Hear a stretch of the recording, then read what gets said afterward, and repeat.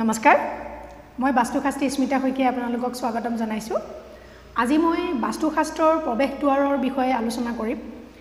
বাস্তুশাস্ত্ৰৰ মতে বা বাস্তুশাস্ত্ৰৰ বিধি অনুসৰি কোনকিটা দিশত প্ৰৱেশ দুৱাৰ হলে বা আমাৰ দৰজাসমূহ হলে শুভ হয় সেই বিষয়ে আলোচনা আগবঢ়াম আৰু কি দিশত দৰজা হলে অশুভ ফল পোৱা যায় তাৰ বিষয়েও মই ক'বলৈ চেষ্টা কৰিম।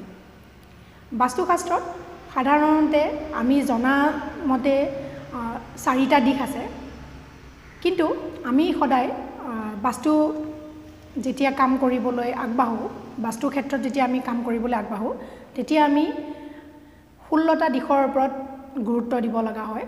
আমি সেই 4টা দিশক আমি 16টা দিশলৈ বিভাজিত কৰি লওঁ আৰু তাৰ পিছতহে আমি সেই দিশসমূহ বিবেচনা কৰোঁ।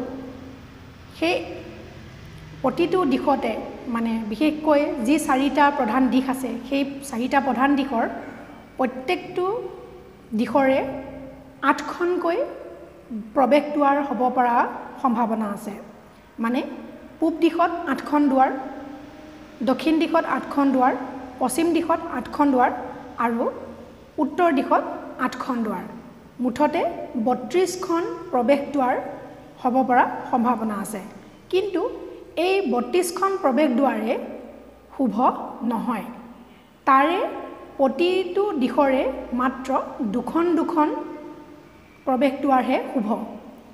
যেনে পূব দিশত 2খন দুৱাৰ শুভ, মানে পূব দিশৰ দুৱাৰ 2খন শুভ, দক্ষিণ দিশৰ ক্ষেত্ৰতো 2খন দুৱাৰেই শুভ, তেনেকৈ পশ্চিম দিশতো 2খন দুৱাৰেই শুভ হয় আৰু উত্তৰ দিশতো 2খন দুৱাৰেই শুভ হয়।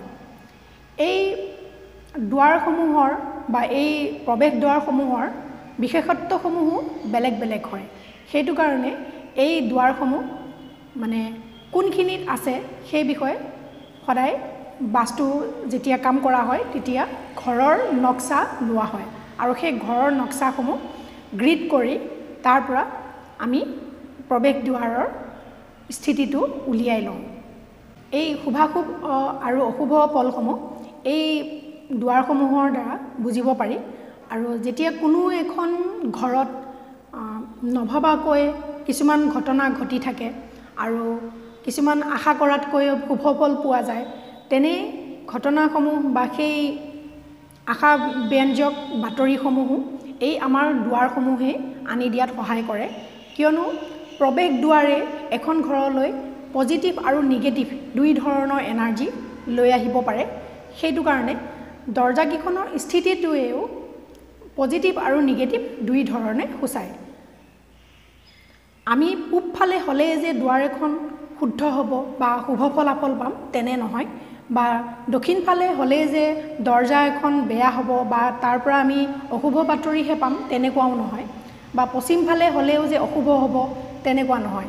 বহুত ডাঙৰ ডাঙৰ যিসকল ইণ্ডাষ্ট্ৰিয়েলিষ্ট লোক আছে তেওঁলোকৰ দুৱাৰসমূহ সাধাৰণতে দক্ষিণমুখীয়া দেখা যায়, আৰু যিসকল সদায় ব্যৱসায় বাণিজ্যত উন্নতি কৰে তেওঁলোকৰো দুৱাৰসমূহ সাধাৰণতে পশ্চিম দিশত হোৱা দেখা যায়।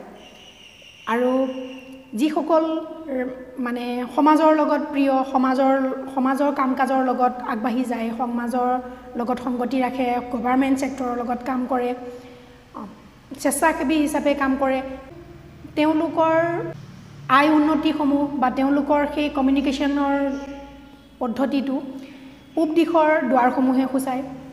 আৰু টকা পইচাৰ আগমনৰ যি পথ বা যি আহিলা, সেই আহিলাসমূহো বা যিকোনো এটা কামৰ অপৰচুনিটি আহাত আমাক উত্তৰ দিশৰ দুৱাৰসমূহে সহায় কৰে।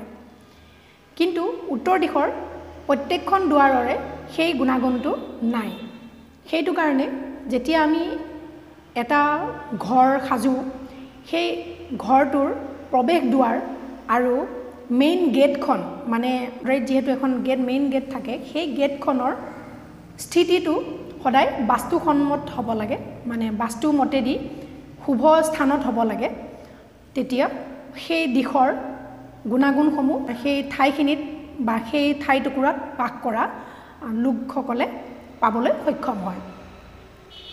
পূব দিশৰ গুণাগুণসমূহ সদায় সমাজৰ লগত জড়িত হোৱা দক্ষিণ দিশৰ গুণাগুণসমূহ হৈছে মান প্ৰতিষ্ঠা বঢ়াই লৈ যোৱা তেনেকৈ পশ্চিম দিশৰ গুণাগুণসমূহ হৈছে গেইন এণ্ড প্ৰফিটছসমূহ দিয়া আৰু উত্তৰ দিশৰ গুণাগুণসমূহ হৈছে নতুন অপৰচুনিটি লৈ অহা টকা পইচাৰ ক্ষেত্ৰতে হওক বা কেৰিয়াৰৰ ক্ষেত্ৰতে হওক আমি প্ৰতিটো ক্ষেত্ৰতে এই দিশসমূহৰ পৰা আমি শুভাশুভ পাব পাৰোঁ পৰৱৰ্তী পৰ্যায়ত মই এই দিশসমূহৰ দৰ্জাসমূহৰ বিষয়ে বা প্ৰৱেশ দুৱাৰসমূহৰ বিষয়ে শুভ আৰু অশুভ ফলাফলৰ বিষয়ে মই আলোচনা আগবঢ়াম আজিলৈ আহিছোঁ ধন্যবাদ